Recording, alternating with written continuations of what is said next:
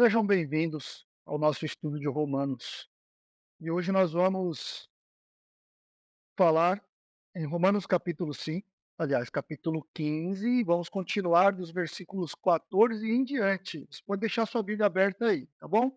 Paulo fala aos cristãos da cidade de Roma com confiança sobre sua maturidade espiritual, reconhecendo ele mesmo, lógico, né? Reconhecendo que eles são cheios de bondade, eles quem? Os irmãos lá de Roma, e plenamente instruídos, versículo 14 deste capítulo. Mesmo assim, Paulo escreve para relembrar estes irmãos certas verdades já conhecidas por eles, coisas fundamentais. Não como uma repreensão que eles tinham que receber, não é nada disso. Mas ele escreve como uma reafirmação de ensinamentos importantes para fortalecer a fé e a prática cristã. Você vai perceber que o que Paulo vai tratar aqui a partir desse trecho que nós estamos estudando não é nada novo. Né? Inclusive para você, não é nada novo. Se você já tem Jesus em seu coração, você possivelmente já ouviu o que Paulo vai tratar aqui. E o que é interessante, de novo, versículo 14 apresenta que esses irmãos eram cheios de bondade, plenitude e plenamente instruídos. Então eles, entre aspas, não precisavam de instrução porque eles já eram plenamente instruídos. Então, novamente, o que Paulo vai fazer aqui é relembrar. Vamos falar um pouco sobre essa importância do relembrar nesse trecho. Paulo ele expressa humildemente, ou ele expressa a sua humildade ao abordar junto a estes irmãos da cidade de Roma, reconhecendo que, embora o conhecimento profundo da fé, e ele tem esse conhecimento profundo da fé, o apóstolo Paulo, ele foi chamado pelo próprio Senhor Jesus Cristo de forma visível, ele foi doutrinado pelo próprio Senhor Jesus Cristo, podemos dizer assim, que Paulo fala os ensinamentos que ele recebeu de Jesus, por exemplo, quando ele instrui acerca da ceia do Senhor lá em Coríntios, na carta aos Coríntios. Ele fala que o ensinamento que ele recebeu do Senhor. Ainda assim, ele mostra a necessidade e como é necessário reforçar verdades centrais acerca do Evangelho. E isso reflete uma prática muito importante, ou seja, a necessidade de relembrar continuamente acerca dos fundamentos da fé. Lógico, por que é importante relembrar continuamente acerca dos fundamentos da fé? Porque senão nós esquecemos dos fundamentos da fé. Certa vez, no comentário bíblico Moody, e este comentário de Moody acerca de Romanos, fala que Paulo, mesmo ciente do estado de plenitude espiritual da cidade, dos irmãos da cidade de Roma, Paulo sentiu necessidade de escrever para estes irmãos, como ele diz de forma ousada, né, sobre a graça de Deus. Então Paulo ele faz isso, ele escreve a estes irmãos, reafirmando questões que eles já ouviram falar acerca de coisas básicas da fé. Paulo acredita que ao reafirmar estas verdades espirituais conhecidas, é, é fundamental para manter a igreja no caminho correto. O que Paulo está demonstrando ao reafirmar isso é que, em outras palavras, é, ele está mostrando que é necessário que continuamente a igreja seja relembrada dos fundamentos da fé.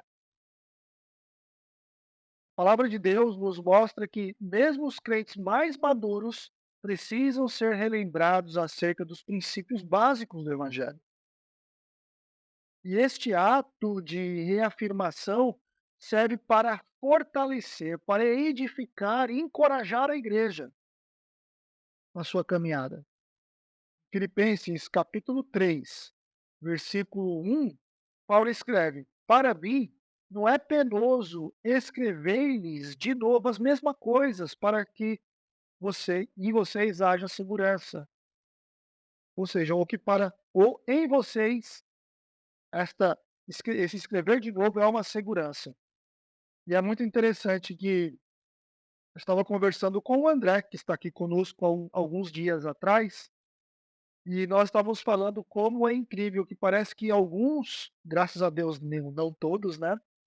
Mas alguns que quanto mais estudam, parece que mais distante eles ficam das verdades da palavra, das verdades básicas, das verdades fundamentais, da simplicidade do evangelho, da loucura do evangelho.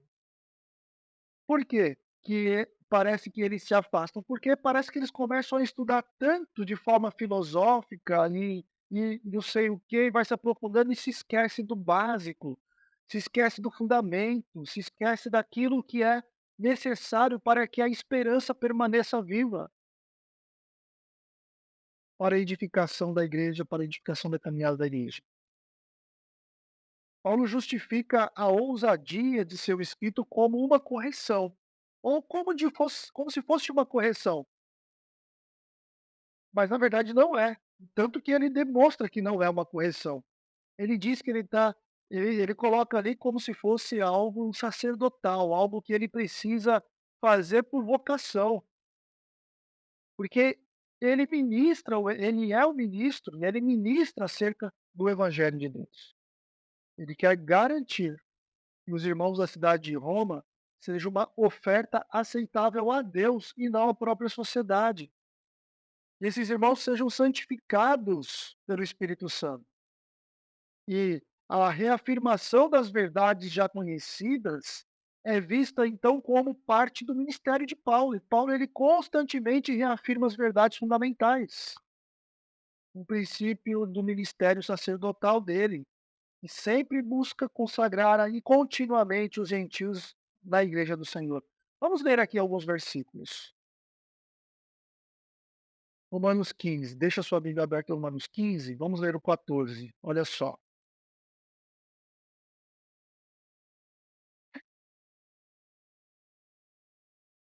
Meus irmãos, eu mesmo estou convencido de que vocês estão cheios de bondade e plenitude e plenamente instruídos, sendo capazes, fechar aqui a janela que abriu, pronto, sendo capazes de aconselhar-se uns aos outros.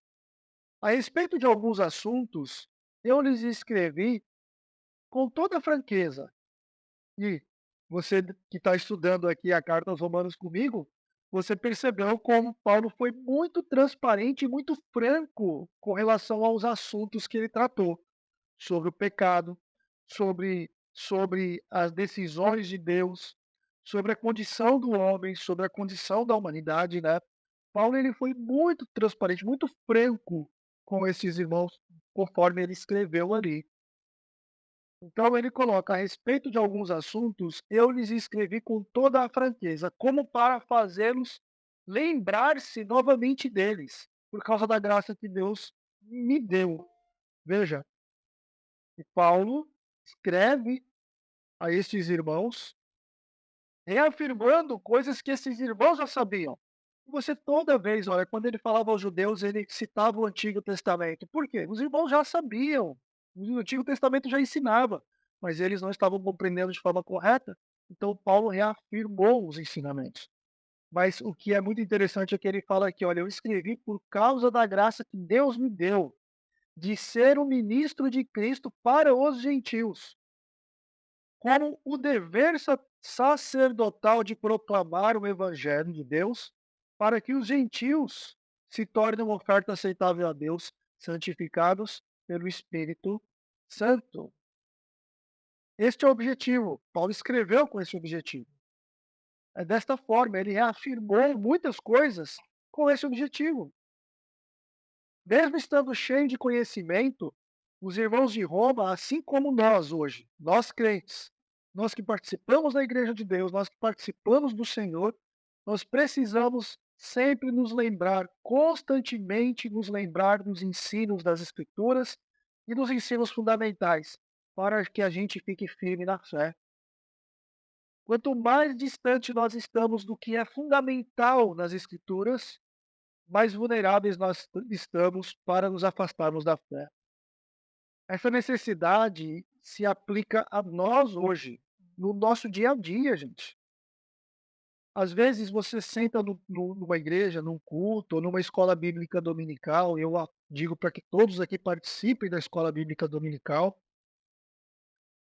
e você vai assistir uma aula que talvez você fale assim: "Puxa, mas eu já estudei sobre isso".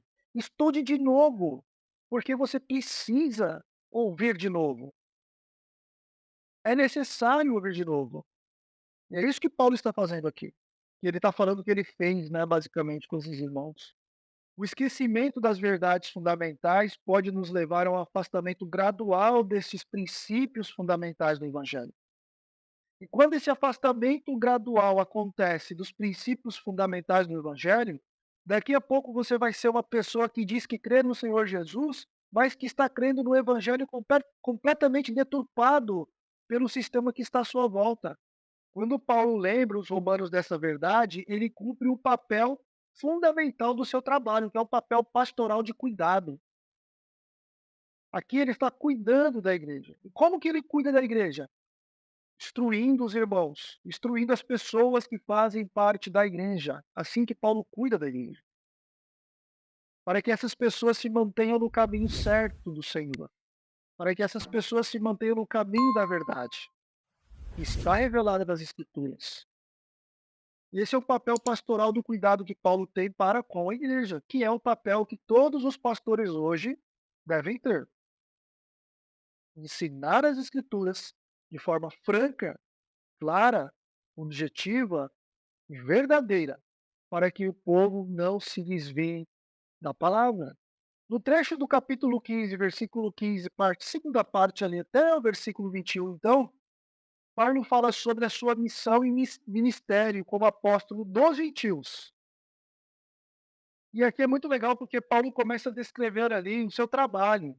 Ele escreve com ousadia intencional aos cristãos ali da cidade de Roma, e afirmando ali o seu chamado divino para levar o evangelho não só a Roma, não só a Jerusalém, mas a todos os povos. Paulo ele faz essa reafirmação aqui.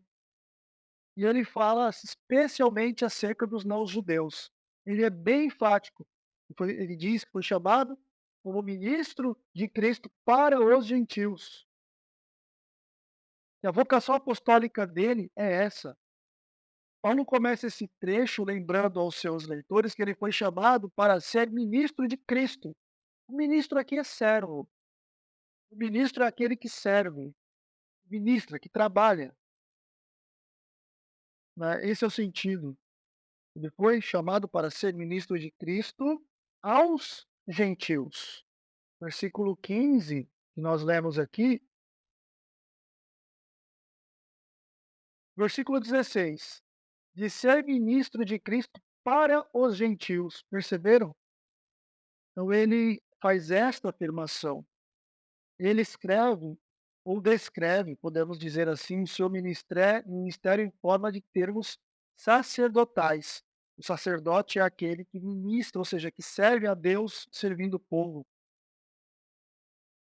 Então Paulo ele reconhece que ele tem um chamado, ou ele foi separado por Deus para a realização de algo.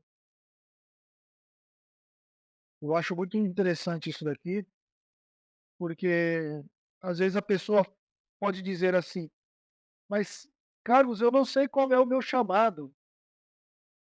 Eu acho que você sabe, você talvez só não deu ouvidos, porque todos são chamados para glorificar a Deus. Todos são chamados para servir a Deus.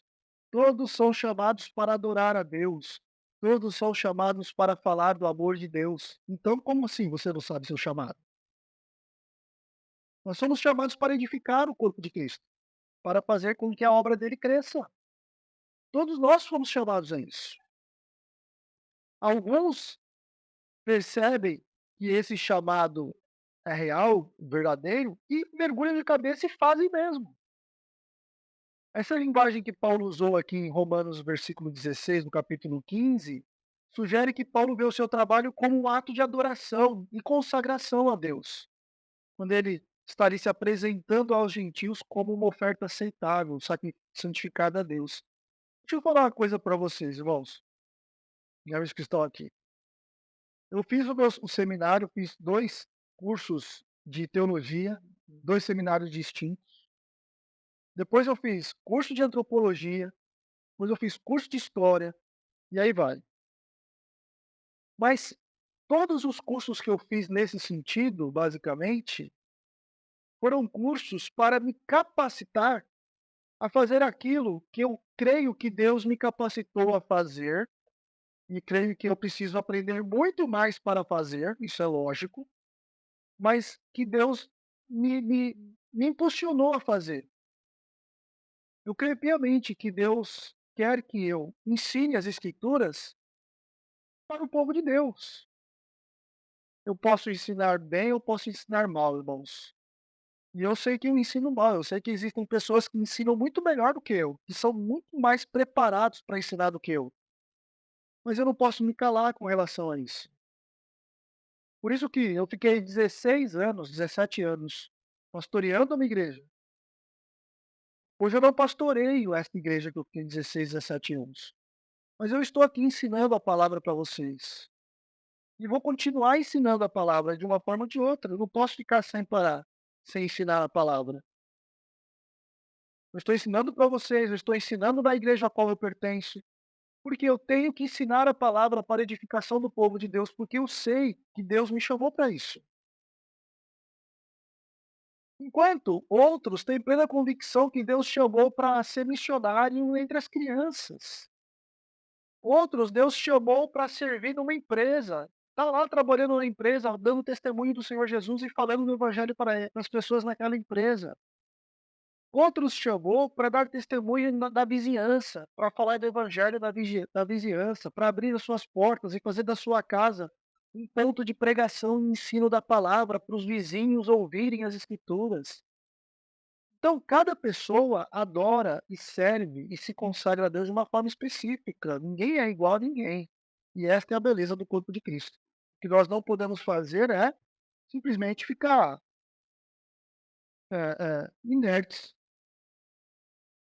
Deus não nos chamou para inércia, Deus nos chamou para a realização de algo. Então, o que é? Ah, pastor, eu não sei o que que eu devo realizar. Realize. Vê o que está precisando e faça. E ponto.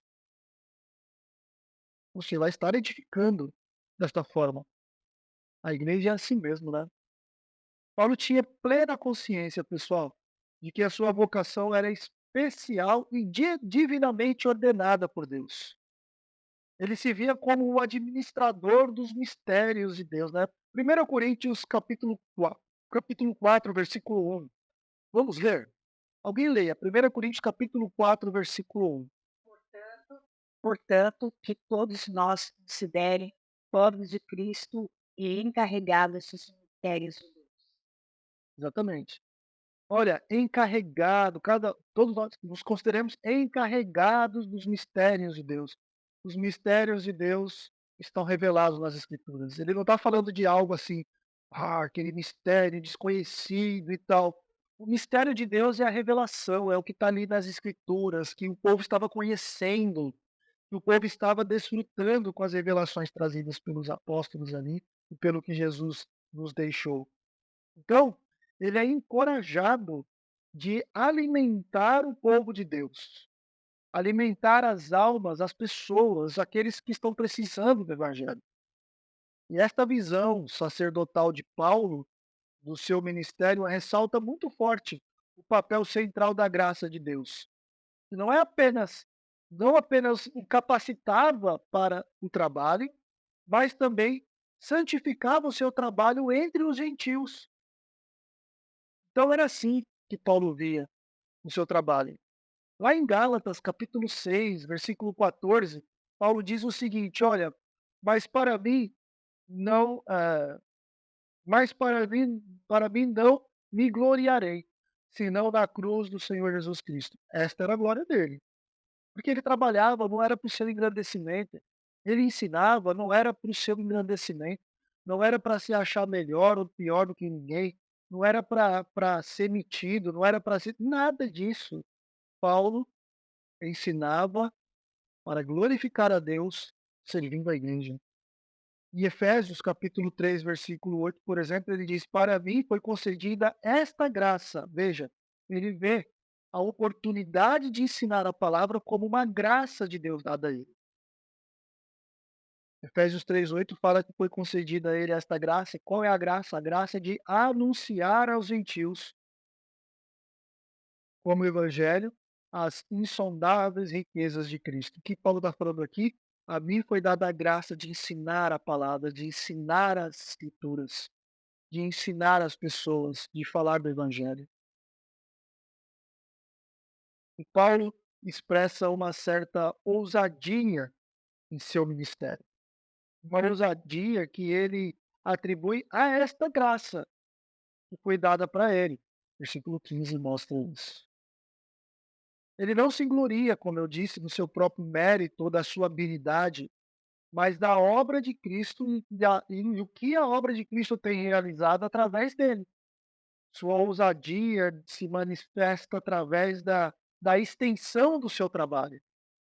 Se nós observarmos a abrangência do trabalho de Paulo em edificar a igreja, de construir, né, de sair formando igrejas e tudo, ela se estende desde ali da área da Turquia, ali na Ásia Menor, que a Bíblia chama de Ásia Menor, onde tem ali as cartas da igreja das cartas de Apocalipse, né? Então ali é Turquia, mas também ele foi para Capadócia. A Capadócia fica um pouco mais no centro do país turco ali. Fica mais ali no centro, eh, da Ásia Menor ali indo para o leste talvez ali, mais para o centro. Então, ele expandiu o seu ministério, até mesmo porque Antioquia era uma igreja da atual Turquia, né, a cidade de Antioquia ficava ali, lá embaixo, no leste, na parte de baixo do estado da Turquia, do país da Turquia, da atual Turquia. Antioquia ficava ali, mas Paulo ele desceu, foi para Jerusalém, ficou lá e tudo, e depois ele saiu, foi para a Turquia, fez o seu ministério ali. Depois ele foi para a Itália, pregou o evangelho na Itália, ensinou os irmãos lá na Itália, foi para a Grécia. Aliás, foi para a Grécia antes, né? Várias cidades ali da Grécia antes, para a Itália ele foi depois, que foi quando ele foi para Roma.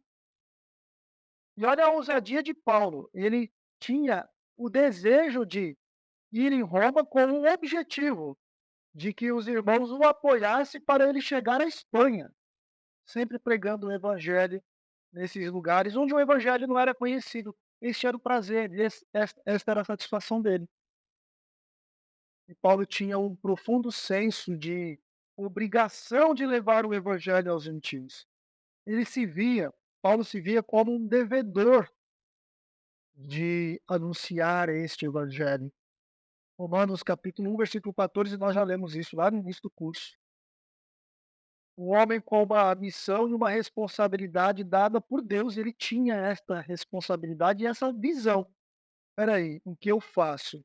O que eu preciso fazer foi dado por Deus para fazer. Essa ousadia, então, não era uma exibição de orgulho, de satisfação pessoal, mas uma expressão do cuidado, do zelo pela glória de Deus, pelo que o Senhor pediu para que ele fizesse. E ele simplesmente pegou e falou, como disse Isaías, né: "Eis-me aqui, Senhor, eu vou fazer". 1 Coríntios capítulo 9, versículo 16, Paulo coloca uma frase ali que expressa muito esse sentimento dele. Paulo escreveu o seguinte ali: "Ai de mim, se não pregar o evangelho". Muito interessante, né, como se ele falasse assim: "Não, como assim? Eu não posso parar de pregar o evangelho. Como que vai ser? O que vai ser de mim, se eu parar de pregar o evangelho?". E para Coríntio também, ele escreveu na sua segunda carta, capítulo 5, versículo 14, que o amor de Cristo constrange o crente. Quando ele fala nos constrange, ele está falando que constrange a ele e a nós, a eu, você e todos os outros crentes, com relação a tudo isso. Paulo descreve o alcance do seu ministério, enfatizando que ele sempre se esforçou para pregar o evangelho onde Cristo ainda não havia sido pregado, proclamado, evitando ali construir, podemos dizer assim, alicerce, entre aspas, em solo alheio, né. Versículo 20 aqui, vamos ler? Sempre fiz questão de pregar o evangelho onde Cristo ainda não era conhecido, de forma que não estivesse edificando sobre alicerce de outro. Olha, pessoal, e agora eu vou falar uma coisa para vocês.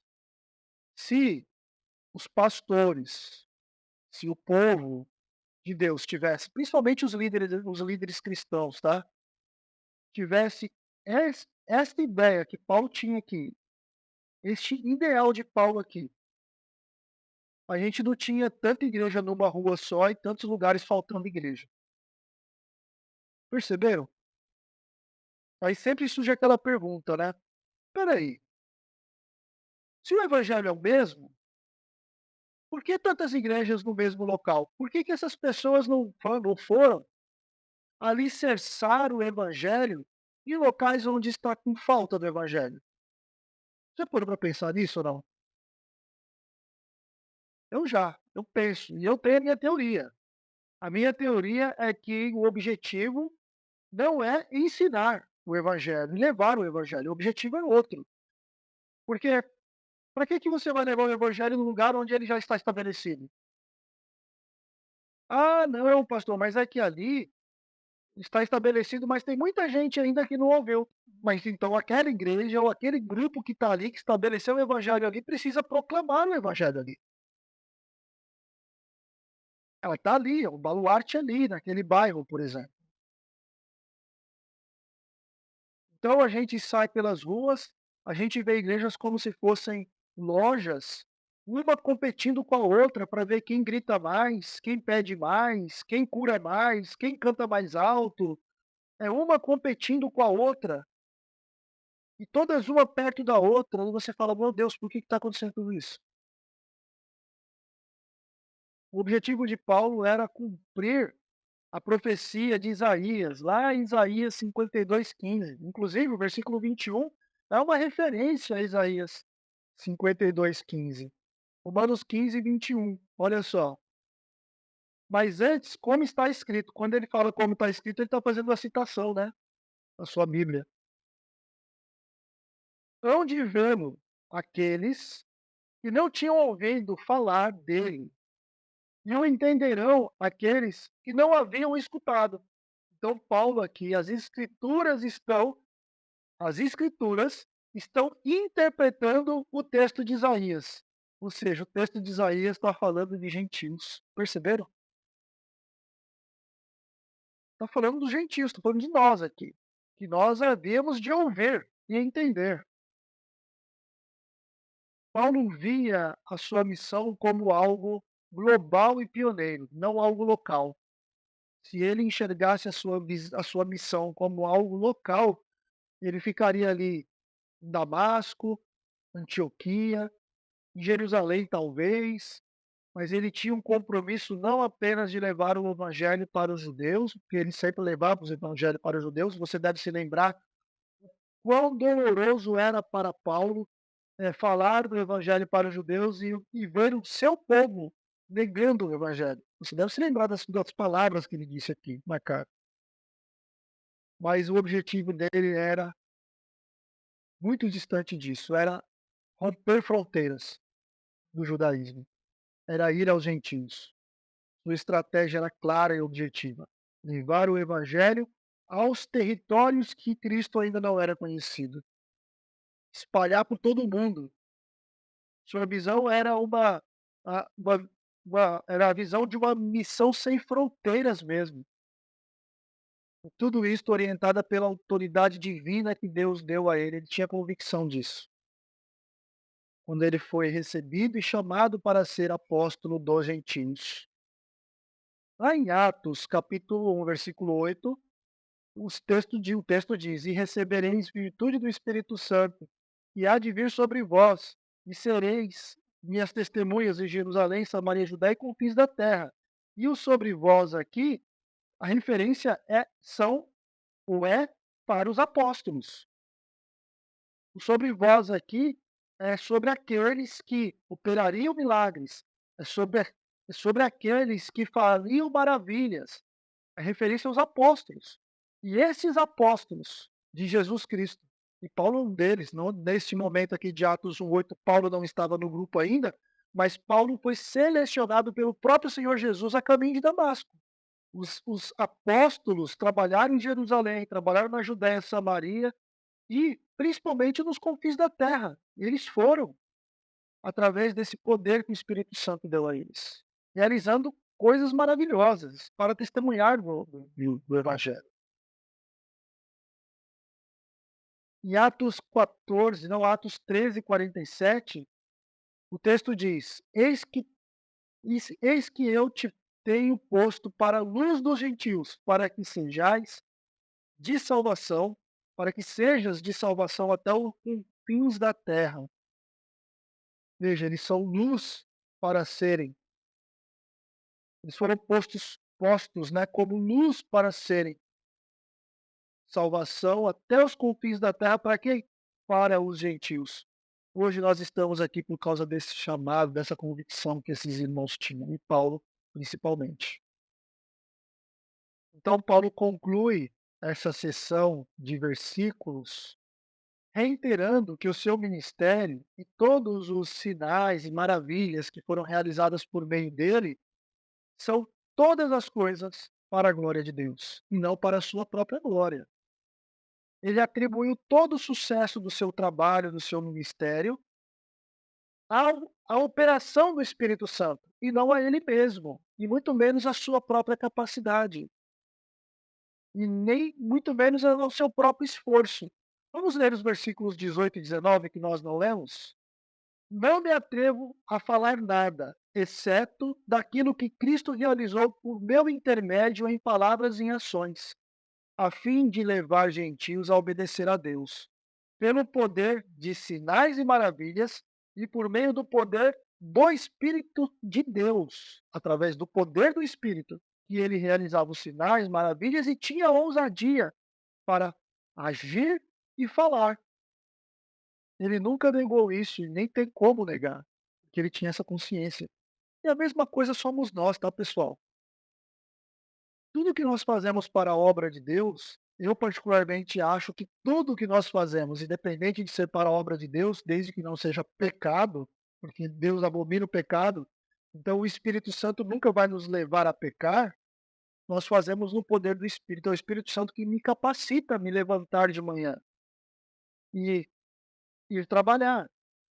É o Espírito Santo que me capacita a estar lá no meu trabalho e pensar, raciocinar e dar sugestões e trazer soluções e resolver questões. É o Espírito Santo que me capacita. É o Espírito Santo que me capacita a falar com vocês. É o Espírito Santo que me capacita a aprender com vocês. Então tudo é o Espírito Santo. Essa postura de Paulo reflete a sua compreensão de que ele é apenas um instrumento nas mãos de Deus, chamado para ser um agente da obra redentora de Cristo. Agora, você se acha um instrumento nas mãos de Deus? Você já parou para pensar nisso ou não? Paulo sempre colocou a glória de Deus como objetivo final do seu trabalho, do seu ministério, da sua vida.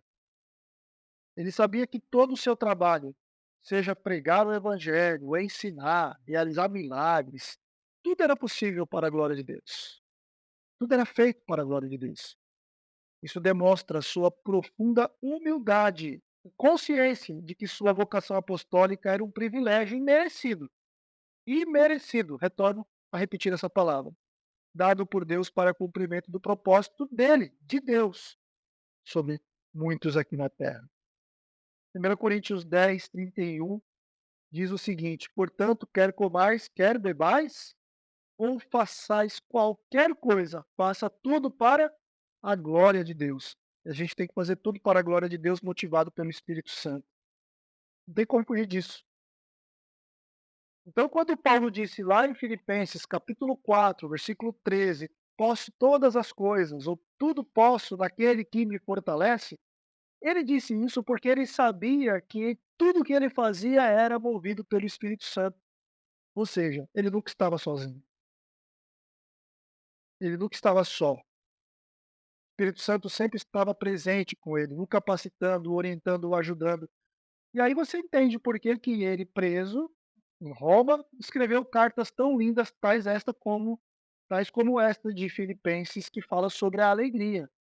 Loucura total. Um homem preso, sem saber se ia ser morto ou não, mas escreveu uma das cartas mais bonitas falando sobre a alegria do Senhor. Olha só, tudo por quê? Capacitação do Espírito Santo. Então, nós chegamos no versículo 22 a 33. E aqui, então, Paulo reafirma seu desejo de ir visitar a igreja de Roma. Quando eu falo a igreja aqui, né, todo mundo já está careca de saber. Eu estou falando dos irmãos que confessaram Jesus Cristo como o único e suficiente Salvador, que viviam na cidade de Roma. Ele tinha esse propósito há muito tempo de visitar esses irmãos lá. Mas o seu ministério e as outras circunstâncias que acabavam acontecendo no dia a dia do apóstolo Paulo impedia ele de ir até essa cidade. E ele sempre chegou até próximo, ele ia até próximo, tal, ele foi para a Grécia, né, da Grécia para Roma não seria tão longe assim, tal como da Capadócia a Roma, por exemplo, né, de Antioquia ou de Jerusalém, etc. Esse trecho da epístola que nós vamos ver agora, dos versículos 22 em diante, Paulo expressa a sua sinceridade e o seu desejo real de ir até esses irmãos, e também de de propagar o evangelho, além das fronteiras romanas ou italianas, né. Paulo começa explicando por que ele não podia ter ido visitar antes. Olha o versículo 22. Por isso também, muitas vezes tenho sido impedido de ir estar com vocês. O impedimento de Paulo não foi por desinteresse de Paulo, ou desânimo, ou cansaço, ou falta de vontade, mas foi por causa de ou foram por causa de prioridades que ele, eh, recebeu ou tinha por causa da pregação do evangelho na região ao qual ele estava, onde Cristo ainda não havia sido proclamado. Existiam locais que Paulo chegava e ele ficava meses no local, algumas situações, até alguns anos. Ficava ali instruindo os irmãos, criando ou fortalecendo a igreja, capacitando a igreja, preparando pessoas para continuar ali instruindo a igreja, edificando a igreja enquanto ele ia sair. Depois que ele via que estava tudo alicerçado ali, ele partia para outra cidade, para outra região. Esta era a visão missionária dele e abrangia principalmente as áreas onde, como nós vimos, o evangelho ainda não tinha sido alcançado, seguindo ali sempre o seu princípio apostólico de edificar sobre alicerce ou sobre fundamento, de não edificar, né, sobre, como diz no versículo 20, fundamento alheio. Ele queria ter ali um local inédito.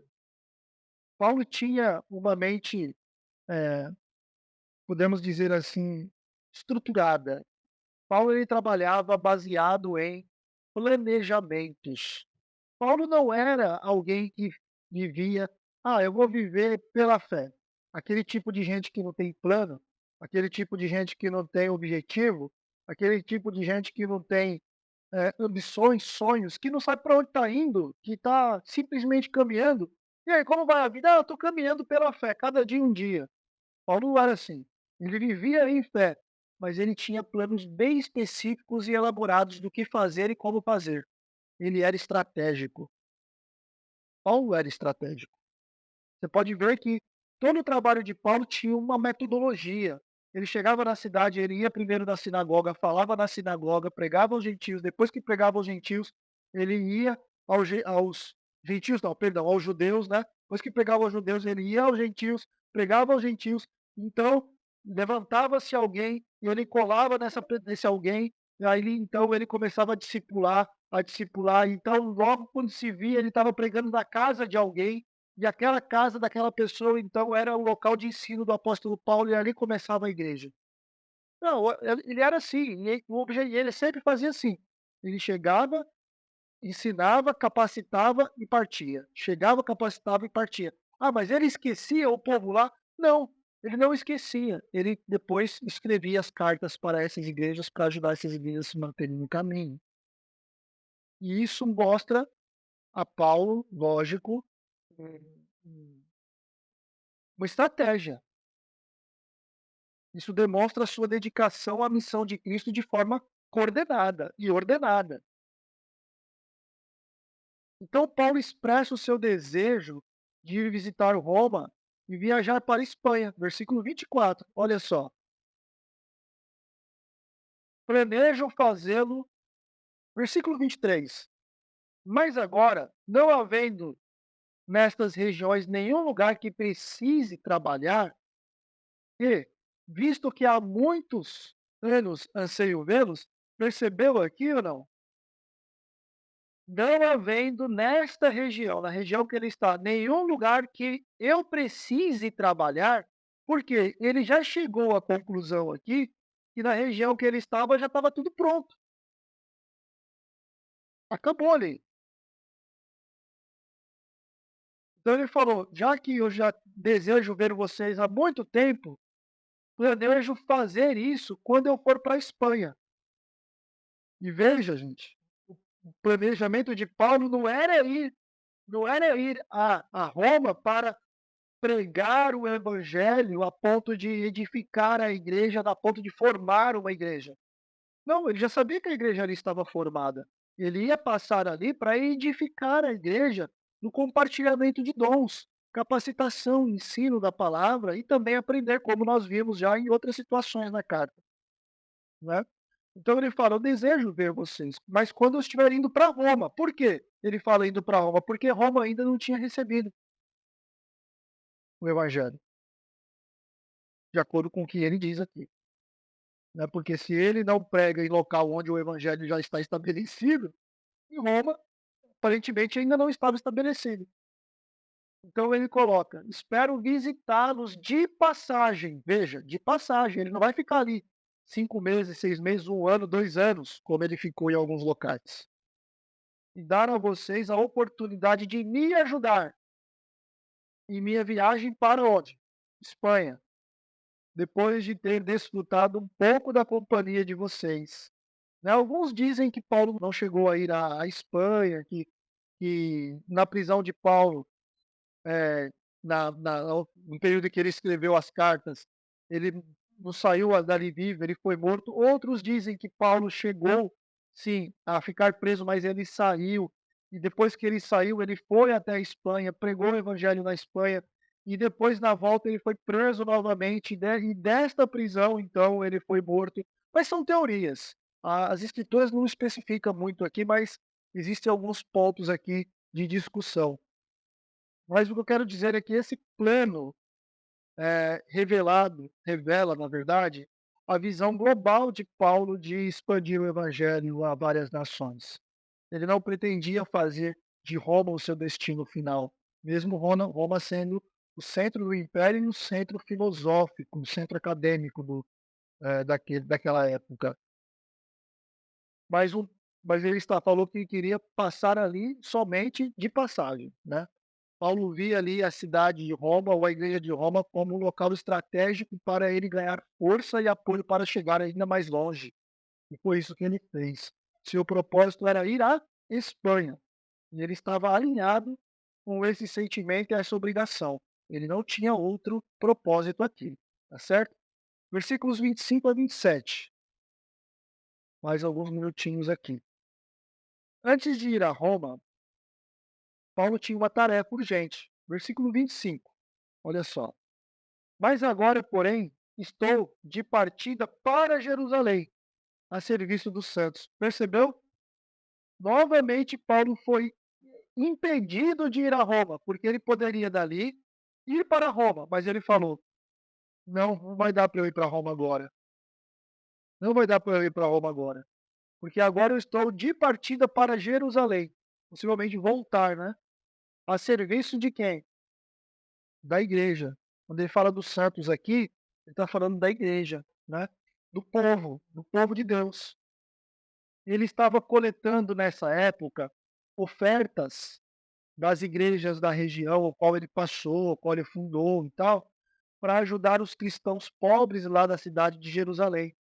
Os cristãos lá estavam padecendo muita necessidade, padecendo fomes, né, muita dificuldade, perseguições. Então Paulo ele saiu pelas igrejas fazendo coletas mesmo, eh, para levar até a cidade de Jerusalém para ajudar os irmãos. E Paulo via isso, pessoal, como uma expressão concreta da unidade da igreja. Ele via que a igreja era única, independente da cidade em que ela estava se reunindo. Então ele uniu os judeus, uniu os gentios em um amor único e um cuidado mútuo, porque ele ia chegar em Jerusalém, ia mostrar ali as ofertas de ajuda para aqueles judeus e falar: olha aqui que a igreja trouxe. E não interessa se a igreja era formada por gentios ou por judeus. A questão é: a ajuda está chegando. Foi isso que Paulo, por isso que Paulo colocou ali que estava voltando para, para, para Jerusalém. O ato de levar oferta era uma maneira prática de reforçar a mensagem do Evangelho. É notável que Paulo entendia seu papel apostólico como ministro, não apenas das palavras, mas Paulo ele notava a sua responsabilidade também em suas ações. E aqui, irmãos, entra o motivo do tema das aulas aos Romanos. É compreender para viver. São ações. Paulo compreendia isso.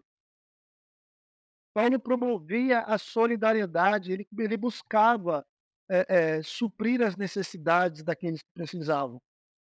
E ele levava, impulsionava as igrejas a fazer isso.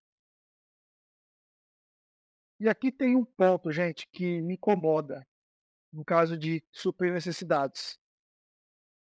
Não era para as igrejas do Senhor Jesus no mundo ter irmãos padecendo necessidade. Quando eu falo padecer necessidade, Paulo não estava dando conforto, carro do ano, iate para os irmãos. Paulo não estava dando salário para os irmãos. Paulo não estava dando nada de regalia para os irmãos lá de Jerusalém. Paulo estava dando o suficiente para eles sobreviverem, para eles comerem, para eles viverem. E é inconcebível,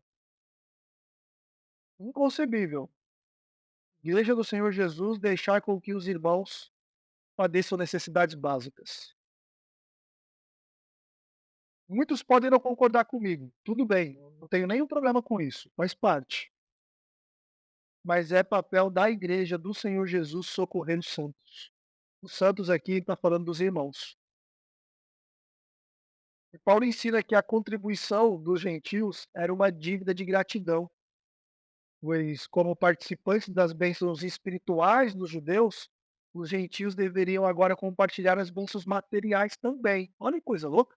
Versículo 27. Olha só. Eles tiveram prazer nisso. E de fato são devedores a eles. Pois se os gentios participaram das bênçãos espirituais dos judeus, devem também servir aos judeus como seus bens materiais. Quais são as bênçãos materiais que os gentios desfrutaram dos judeus? Ora, a revelação de Deus à humanidade por intermédio dos gentios. Vou falar de novo, né? As escrituras por intermédio dos judeus. A revelação corpórea por intermédio de Jesus Cristo através dos judeus. Os apóstolos judeus, o Novo Testamento todo, a Bíblia toda dos judeus. E fora várias outras coisas que nós gentios vamos desfrutar por causa dos judeus ainda no porvir. Então é por isso que Paulo colocou essa frase desta forma.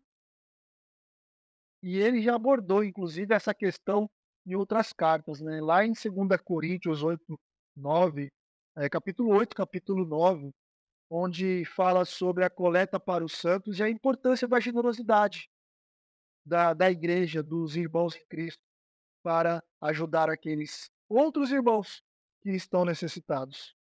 Então, pessoal, boa semana para vocês, Deus abençoe e tenham um culto abençoado aqueles que vão ao culto domingo. Deus abençoe todos vocês.